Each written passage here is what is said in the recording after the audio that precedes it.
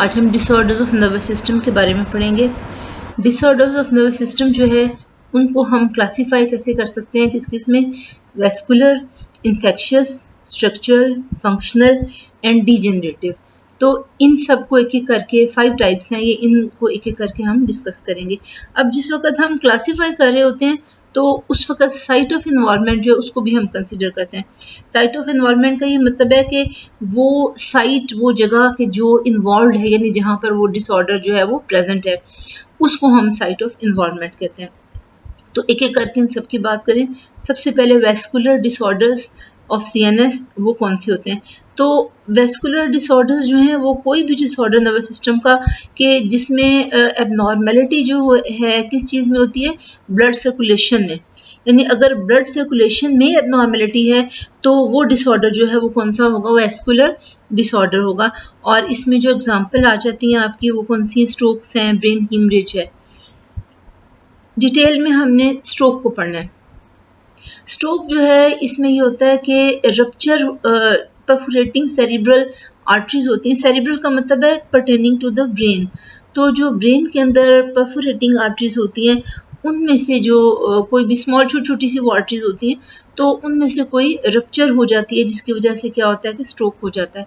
तो परफोरेटिंग का ये मतलब होता है कि वो एक्चुअली उनमें पोर्स होते हैं जिनमें से ब्लड जो होता है वो बिल्कुल आप समझ लें थोड़ा थोड़ा सा लीक करता रहता है, ताकि जो हो ना नीचे जो पार्ट्स हैं, जो गहराई में पार्ट्स जो प्रेजेंट होते हैं उन तक भी जो है वो क्या हो कि ब्लड जो है वो पहुंच सके।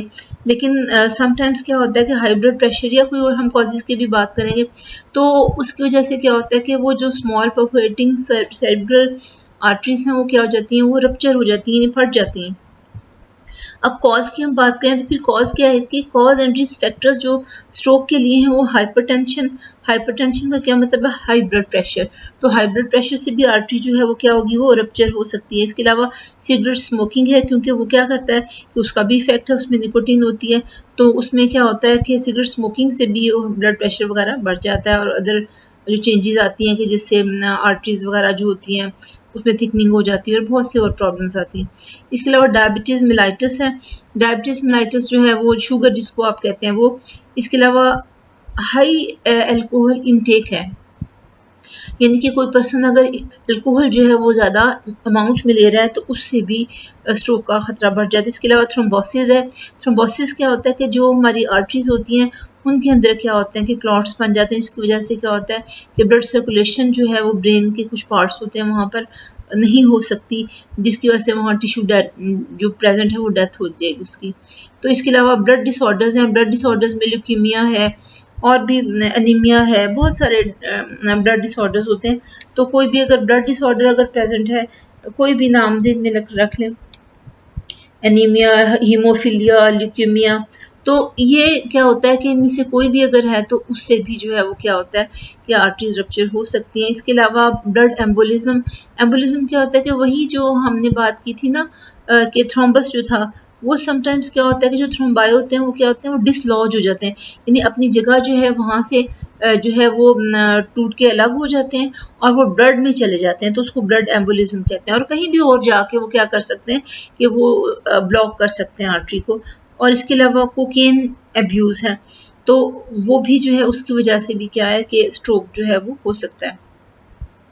अब सिम्टम्स क्या हैं इसकी, स्ट्रोक की सिम्टम्स ये हैं कि सबसे पहले तो ये होता है इसमें कि एक रीजन, कोई भी रीजन जो है ब्रेन का, कि जहाँ पर असल में रीजन क्या होती है कि जहाँ ब्लड सप्लाई नहीं जा रही होती ना, तो वहाँ पर क्या होता है कि जाहिर है कि क्योंकि वहाँ पर ब्लड सप्लाई नहीं है तो वहाँ टिश्यू डेड हो जाएगा, तो उसकी वजह से क्या होता है कि लॉस ऑफ फंक्शन होता है, यानी कि वो हिस्सा जो ब्रेन का है वो क्या होता है कि वो काम नहीं कर पाता। इसके अलावा दूसरी चीज़ क्या होती है, वीकनेस एंड हैवीनेस।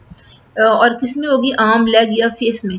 तो वीकनेस और हैवीनेस क्यों हो जाती है, इसलिए कि वो हमारे आर्म्स, लेग्स वगैरह, हमारे फेस वगैरह, हम क्या करते हैं कि हमारी वो जो नर्व्स जाती हैं तो वो क्या होता है कि वो आपकी ब्लड सप्लाई नहीं वहाँ पर जा रही ना, तो जहाँ से वो नर्व्स वगैरह आ रही थी उसमें क्या होगा कि अब आपकी वो जो नर्व इम्पल्स जाएगी तो क्या होगा कि आपका जो मसल कॉन्ट्रैक्शन वगैरह होगी, सारे जो काम होते हैं, क्योंकि ब्रेन कंट्रोल कर रहा है ना पीछे से, तो अब क्या होगा कि वीकनेस और हैवीनेस, लगता है कि जैसे आर्म या लेग जो है वो क्या हो गया, वो भारी हो गया, तो वो उसमें ये प्रॉब्लम आ जाती है। इसके अलावा पैरालिसिस जो है वो जिस साइड जो सेरिब्रल इंफार्क्ट जहाँ पर है, इंफार्क्ट का क्या मतलब है कि वो पोर्शन जो ब्रेन का कि जो डाई कर गया, जहाँ पर ब्लड सप्लाई नहीं जा रही, कट ऑफ हो गई है, तो वो जो है उसको हम सेरिब्रल इंफार्क्ट कहते हैं।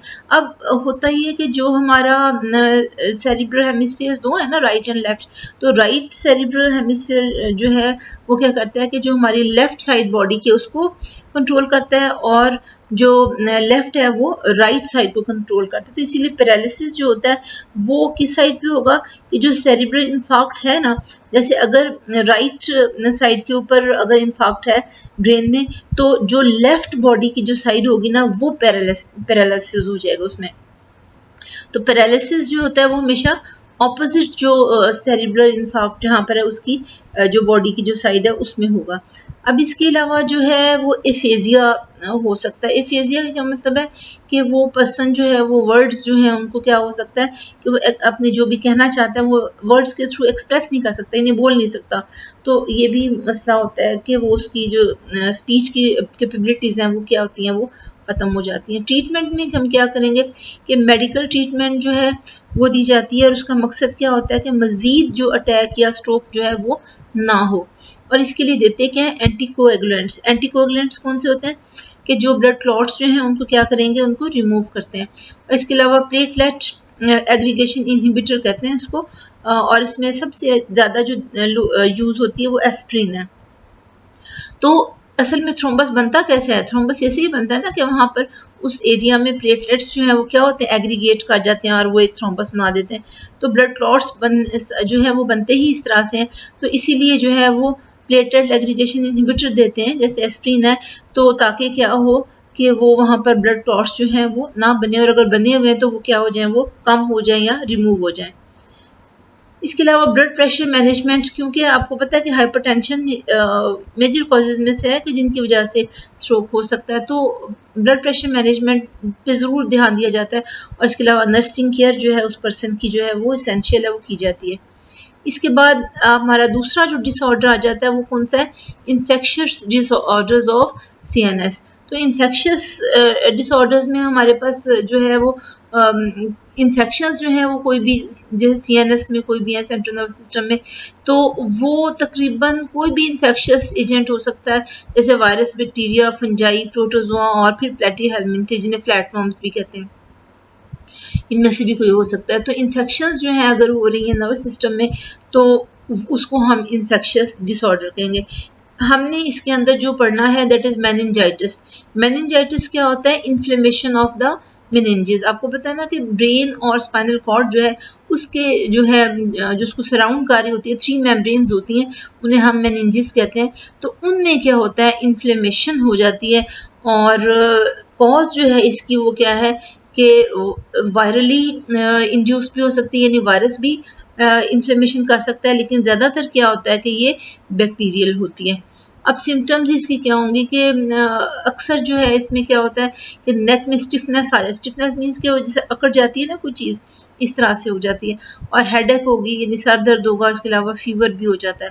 इसके अलावा सीवियर केसेस जो हैं उनमें क्या होता है कि मेनिंजाइटिस जिसे होता है उसको पैरालिसिस हो सकता है, इसके बाद वो कोमा में जा सकता है, और इसी हालत में उसकी डेथ भी हो सकती है।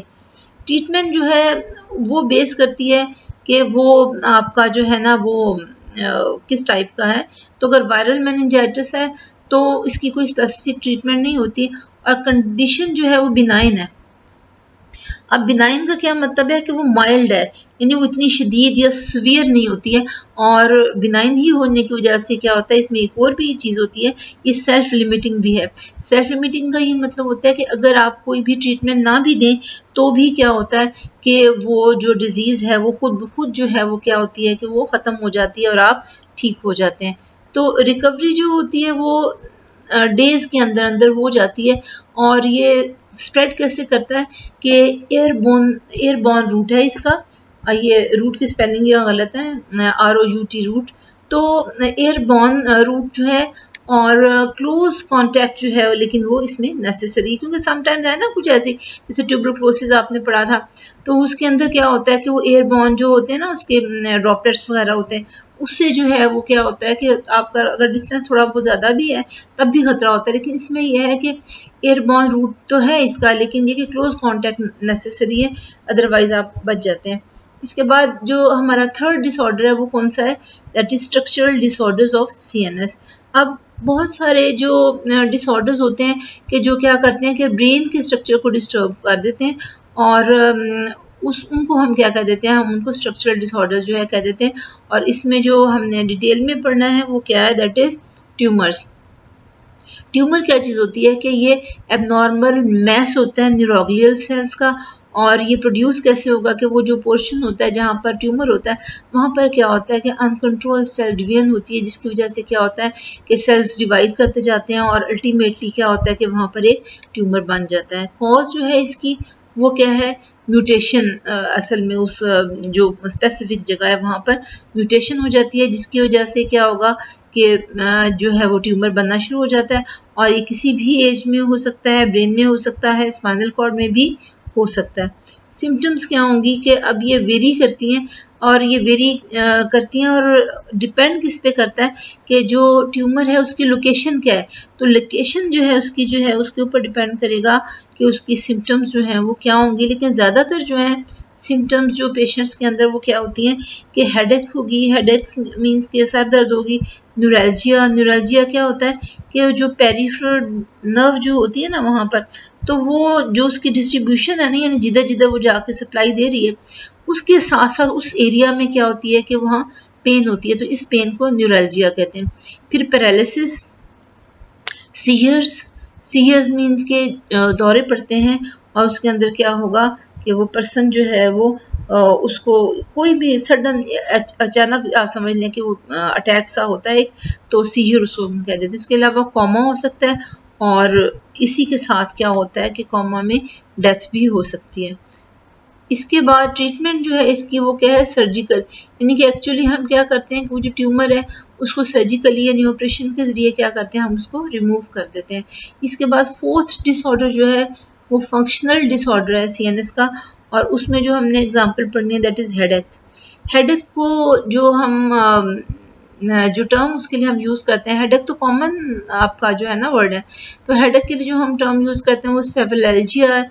और ये पेन जो है हेड या नेक के किसी भी रीजन के अंदर जो है वो आपको फील हो सकती है, और ये सिम्टम हो सकती है डिफरेंट कंडीशंस हेड की या नेक की, किसी की भी जो है वो ये क्या हो सकता है कि ये सिम्टम हो सकती है। ब्रेन टिश्यू जो है वो सेंसिटिव नहीं होता पेन के लिए, क्योंकि हमारा जो ब्रेन है उसके अंदर पेन रिसेप्टर्स प्रेजेंट नहीं होते, तो फिर दर्द क्यों होती है, अब ये क्वेश्चन आ गया। तो असल में क्या होता है कि जो पेन जो होती है वो जो उसके ब्रेन के इर्द गिर्द जो पेन सेंसिटिव स्ट्रक्चर्स होते हैं उनमें हो सकती है। तो उनमें जब डिस्टर्बेंस कोई होती है, आपको पता है मसल्स उसके इर्द गिर्द हो सकते हैं, नर्व्स हो सकती हैं, ब्लड वेसल्स हो सकती हैं, तो कोई भी डिस्टर्बेंस अगर वहाँ पर है तो उसकी वजह से क्या होता है कि पेन जो है वो हो सकती है। अब 2 मेजर कैटेगरीज हैं इसकी हेडेक की। इसको एक को जो है कैटेगरी उसको कहते हैं प्राइमरी हेडेक। प्राइमरी हेडेक जो होती है ये हेडेक कंडीशन की वजह से ही होती है, और इसकी कोई और रीज़न नहीं होती, यानी ये किसी और डिजीज़ या किसी और चीज़ को जो है वो पिन पॉइंट नहीं कर रही होती है। ये जो है ये और कुछ लोगों में वैसे ये जेनेटिक भी होती है। तो हेडेक कंडीशन की वजह से है, और ये किसी भी और कॉज की तरफ जो है आपको पिन पॉइंट नहीं करती है, तो इसको हम प्राइमरी हेडेक कहते हैं। फिर सेकेंडरी हेडेक्स जो हैं वो क्या होती हैं कि वो किसी हेड या नेक रीजन में किसी स्ट्रक्चरल प्रॉब्लम की वजह से होती हैं, जैसे कि अगर ब्रेन में ब्लीडिंग हो गई है, या ट्यूमर है, मेनिंजाइटिस है। मेनिंजाइटिस हमने पहले बात डिटेल में काफ़ी कर ली है कि जो ब्रेन जो होता है उसके इर्द गिर्द जो मेम्ब्रेन्स होती हैं उनके में क्या हो जाती है, उनमें इन्फ्लेमेशन हो जाती है। इसके अलावा एनसेफेलाइटिस है। एनसेफेलाइटिस क्या होता है कि जो आपका ब्रेन जो है ना उसमें क्या होता है कि वहाँ पर इन्फ्लेमेशन जो है वो हो जाती है, तो उसको हम क्या कहते हैं, हम उसको एनसेफेलाइटिस कह देते हैं। इसके अलावा जो है साइनसाइटिस, इसको तो आपने डिटेल में भी पढ़ा हुआ है कि जो साइनसेस जो हैं वो जो है वहाँ पर जो है वो क्या होता है कि इन्फ्लेमेशन, जो टिश्यूज जो लाइन कर रहे होते हैं ना साइनसेस को, तो साइनसेस तो खुद कैविटीज है ना, तो जो टिश्यूज उसको लाइन कर रहा होगा ना उसमें क्या होती है कि वो इन्फ्लेमेशन हो जाती है, उसको साइनसाइटिस कहते हैं। और इसके अलावा एक और भी चीज़ होती है कि ओवर यूज़ अगर है, कुछ मेडिसिन जैसे एपिड्यूरल इंजेक्शन है जो कि पेनलेस डिलीवरी के लगाया जाता है और ड्यूरिंग लेबर इसको लगाया जाता है, तो उसकी वजह से भी अगर ओवर यूज़ है यानी बार बार इस्तेमाल किया तो क्या होता है कि वो इसकी वजह से भी क्या होता है कि वो हेडेक की वजह बन जाता है। ट्रीटमेंट के लिए बहुत सी एनर्जेटिक ड्रग्स जो हैं वो ट्रीटमेंट के लिए जो है, कोई भी काइंड ऑफ हेडेक, चाहे प्राइमरी है चाहे सेकेंडरी हेडेक है, तो उसके लिए एनर्जेटिक ड्रग्स, जो एनर्जेटिक का मतलब होता है पेन किलर, तो बहुत सारे जो हैं मार्केट के अंदर वो अवेलेबल हैं, तो कोई भी आप उसमें ले सकते हैं। डीजेनरेटिव डिसऑर्डर्स, ये लास्ट हमारा है।